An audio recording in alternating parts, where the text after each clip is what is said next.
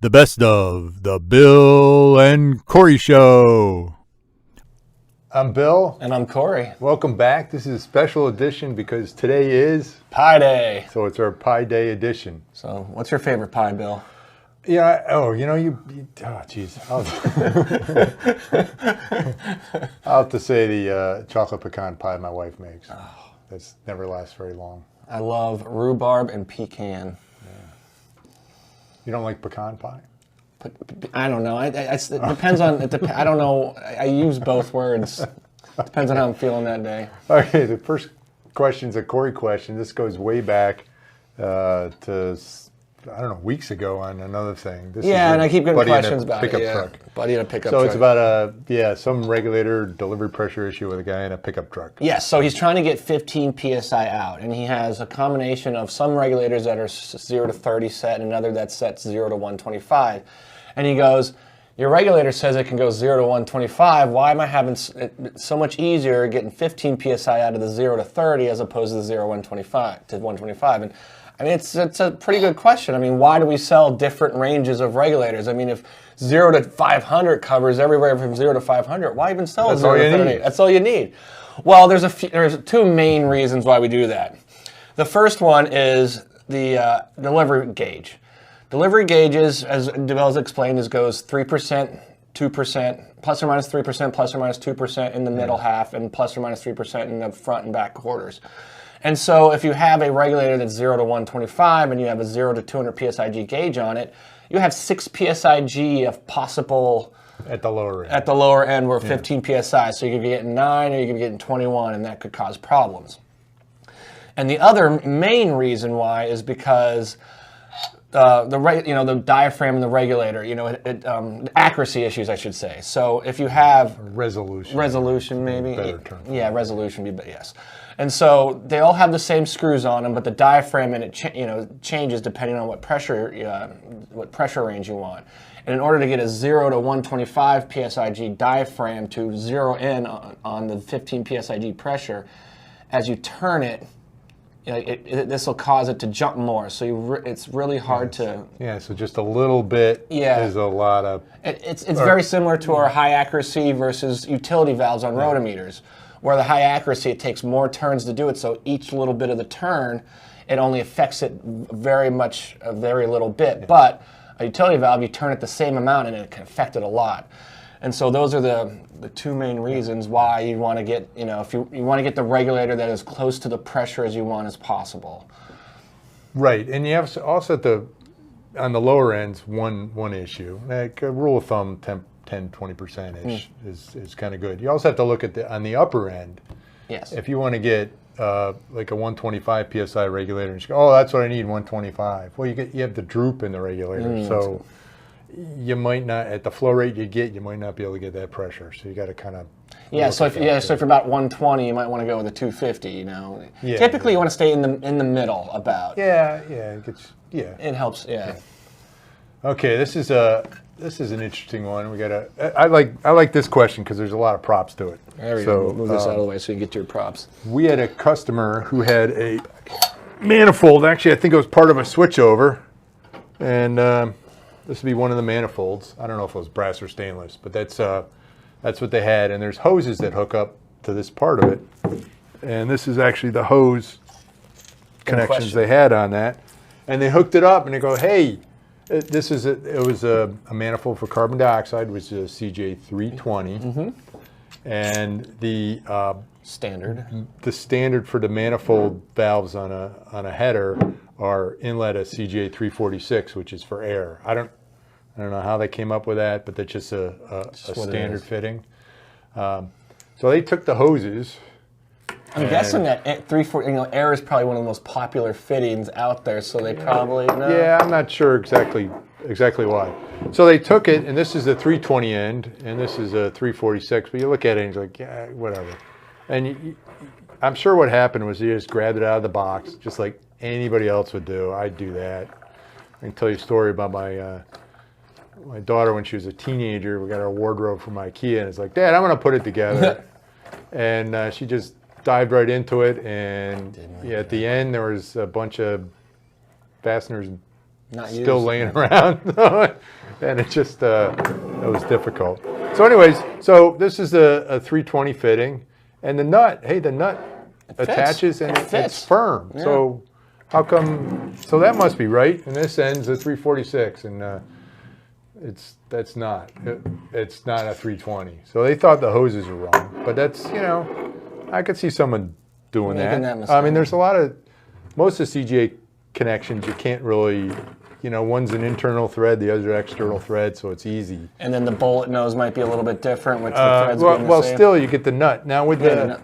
with this nut, it takes me time to get this off. It's flat, just a lot of threads. So, bunch of things going on.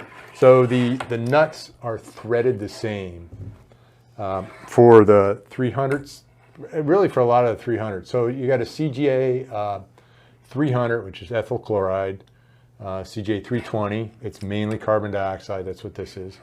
You got a CGA 326, and I'll show you that, nitrous oxide. CGA 346, this one is Laughing gas. air. Nitrous oxide. Yeah, nitrous oxide is laughing gas. And then you got CGA 347, which is high pressure air up to like 3,500 PSI cylinders. Now, and that's all, those threads are all 0.825-14 NGO right hand external. Said that in one breath. So yeah, the nuts are That's referring, to this, interchangeable. that's referring to this part, not the internal threads of the nut. Just to say external, because Oh yeah. Yeah. The valve's external. The valve's so the mating external. piece is going to be internal. yeah. Because it's for the valve standard. So we'll look at it. You want to do close? Oh, let me pull out all the fittings here. So that's a 326. Oh, these are left-handed ones. I'll just bring them out anyways. Yeah, you want to zoom in on this? Get the zoom in camera. Okay, so you see this is 320. That's flat-faced. And this is a 346. It's got like a little bullet nose, they call them. Yeah, and actually the gap here is a little bit different too, but it actually doesn't matter. So you need a washer here for the 320. I didn't put the washer on making the connection because I assume that's what they did too. So this is a 326, which is for nitrous. And it also has a bullet nose. Very similar to the 346. Yeah, and you can actually tighten this on here with the nut, and you'll think, oh, that's good. The problem being is that this nipple, the problem with flex hoses, they like to flex.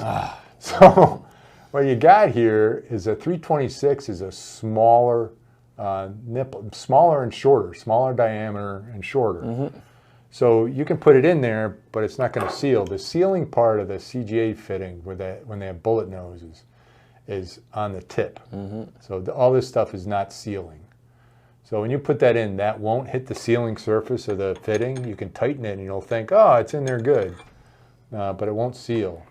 And then vice versa, if you tried to take a 346 and put it in a 326, that's too big. Yeah, it won't. It Yeah, just- that it one. just That one go won't in trick there. you. That one won't trick you like the other one, though. Luckily. Yeah. So that's what you have. And I didn't have a 347 nipple to show you, but that's a longer nipple on it. And I don't have the 300, and that's a obviously different size. So we don't. 300 is rarely used. It's for ethyl chloride, and ethyl chloride used to be used a lot when it was used for a additive to gasoline, and they found out that's not the safest, healthiest thing to have in your gas, so it's used for other things. Anyways, the other thing too, where it won't work, is on the, let's do the close-up again, is you've got, on this connection, you got this little hole there. You're like, why is that hole doing there? I could guess. So you can tighten it down and. Yeah, well, what happens is So you the can gas make can that, escape. if you make that CGA 320 connection, gas is going to leak out of that hole. So you're not going to get, you're going to, oh, hey, gas is leaking out. So that's kind of like a safety feature, is you got a little hole in there. So if you got the wrong okay. nipple attached to it, or if you did a 326, you tighten it, it's good, and then it starts leaking, so it's bad. So the other thing that you'd notice, besides the fact you couldn't hook up the cylinder, is that, and you really can't, you zoom back out. With this, you really can't see it because it's etched in there, so it'll last. But typically our manifolds have CGAs with integral check valves, and there will be an arrow etched in on here. So you'd have to, yeah, there's an arrow there. It's etched so it'll stand Yeah, over so- time. So under manifolds, this one would have a check valve, but this one would not. So if for whatever reason you said, oh, okay, I'm just going to change this out, put it in the right fitting, and you have this hooked up, the gas wouldn't flow because the check valve's going The wrong way. that way. Yeah, that way. And it wouldn't Yeah, work. so stuff doesn't go back into the cylinder. Yeah. Yeah. Or, well, Well, yeah. yeah. Oh, yeah, this keeps. Yeah. But yeah, so that's kind of it for these things. So if you get something and you put it together and it doesn't work, take a little bit bigger look at it. Yeah. You never know what you might discover. Yeah, and you can discover, hey, wait a minute. Now the valves are etched 346, but the problem is that these are etched on, oh, where are these etched? Oh, this is etched on the side. Okay. So it's etched on the side up here. It's typically that kind of deal. The ones I saw, I looked at a stainless steel manifold and it was etched in the back. And that'd be kind of hard to look at if it's already mounted on the wall.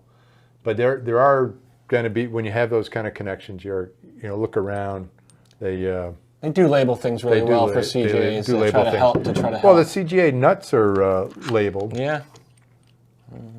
Yeah, they're etched probably around. All right, there it is. Yep. Yeah, around CGA there. 326. Yeah, so they'll be etched, and they won't be on the.